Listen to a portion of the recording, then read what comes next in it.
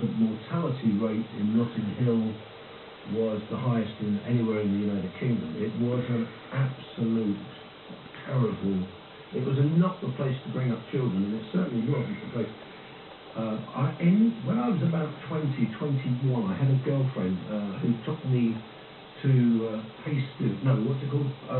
Pompeii. And when I went there, and this is the honest truth, she loved it. She'd been a few times. I couldn't stand it. It made me feel very uneasy.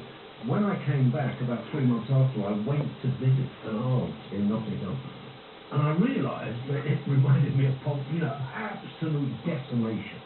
Now, the area that I was born into was the most decimated, so they pulled it all down. There were parts that they didn't. So all those grand houses, we lived in the grand houses that had been destroyed by tenants and by landlords, because they both conspired to screw the place up as soon as possible, because nobody moved in. The middle classes didn't move in, so they were sold for a shilling a pound when the builders went bankrupt. Because now people say Notting Hill, you're talking 30 million quickly. Oh yeah, my house, the house I was born in, admittedly there were 12 families, and there was one toilet for each floor. I mean, we shared the toilet with about 10 other people. I mean, if you wanted to do a number 2, you did have to book it.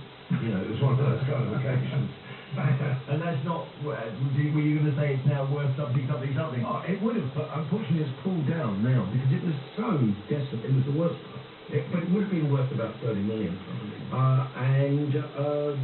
It just doesn't exist anymore, and nor does the next place I lived in, which was my grandmother's, because we were made homeless at 5, because my parents were drinkers and smokers, and they didn't put